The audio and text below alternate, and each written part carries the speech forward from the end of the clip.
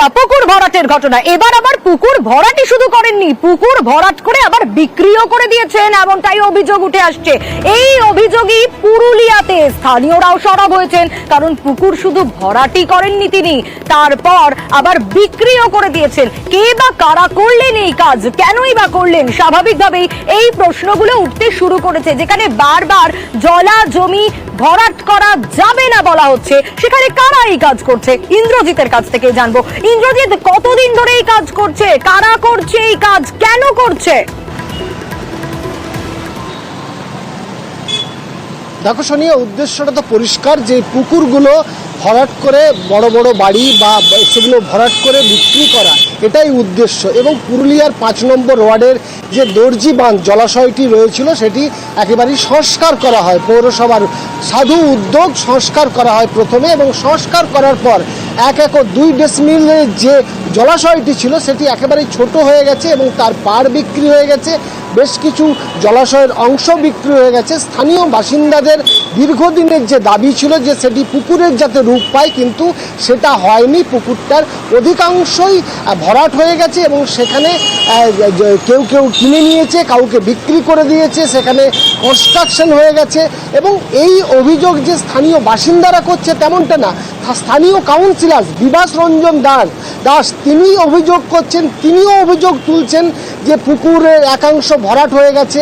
তিনি এই পুকুরটি সংস্কার করেছিলেন, পুকুরটি বাঁচানোর চেষ্টা করেছিলেন, কিন্তু শেষ রক্ষা হয়নি। ফলে স্বাভাবিকভাবেই প্রশ্ন উঠছে যে যেখানে কাউন্সিলর অভিযোগ করছে, স্থানীয় কাউন্সিলর, সাধারণ মানুষ অভিযোগ করছে, মুখ্যমন্ত্রী বারবার নির্দেশ দিচ্ছে যে শহরে বা গ্রামে কোথাও জলাশয় ভরাট করা যাবে না, বেআইনি কাজ করা যাবে না, কিন্তু দেখা যাচ্ছে অন্য ছবি। পুরুলিয়ার ক্ষেত্রে আমরা বেশ কয়েকটি পুকুর বা ভরাটের খবর সামনে আনি, তো প্রশাসন তৎপর হয়।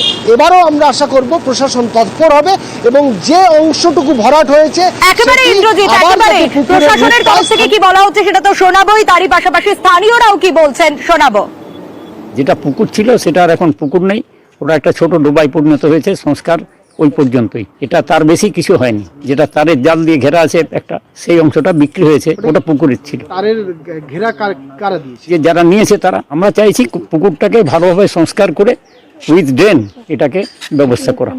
এটা এমন ভাবে বুঝে যায় ডাস্টবিনের মতন একটা আকার ধারণ করেছিল। দেখা গেল যে বাঁধটার আকারটাও ছোট হয়ে গেল, একটা নেট দিয়ে করে দেওয়া হলো। তারপরে লোকের মুখে মুখে শুনছি যে ওইদিকে জায়গাও নাকি বিক্রি হয়ে গেছে। পুকুরটা এখন আবার ওই ডাস্টবিনের মতনই হয়ে যাচ্ছে। আমি শুনেছিলাম যে কাউন্সিলর জানে, যে কাউন্সিলর থাকাকালীন নাকি নেটটা হয়েছে। এমনি তো পাবলিক কেউ করতে যাবে না, কারণ সবাই জানে এটা পুকুর। পুকুরটা একটা ডাম্পিং গ্রাউন্ড হয়ে গেছিল, ওটা আমি সংস্কার করেছি, পৌরসভার নিয়ম অনুযায়ী সংস্কার করা হয়েছে। আলগুলো নাকি বিক্রি হয়ে গেছে, তো আল তো বিক্রি করা যায় না, তদন্ত করে দেখা হোক। ওখানে একটা পাল্লিকের কনস্ট্রাকশনও হয়ে আছে পাড়ের উপরে, সেটাও তদন্ত করে দেখা হোক। সংস্কার করার কাজ ছিল আমার, আমি করে দিয়েছি। কে বিক্রি করলো না কে কি কনস্ট্রাকশন, এবার প্রশাসন দেখো, বিআরও বুঝুক। আমার দেখা সম্ভব নেই কে কি বিক্রি করলো না কে কি করলো। আবার সব ওপেন করা হোক এবং দরকার যে সদস্য তাদেরকে গ্রেপ্তার করা। জমি দখল, জলাশয় ভরাট, পুকুর বোঝানো, এগুলো দেখছিলেন। এবার দেখাবো নদীর চর দখল, নদী দখল কোথায়।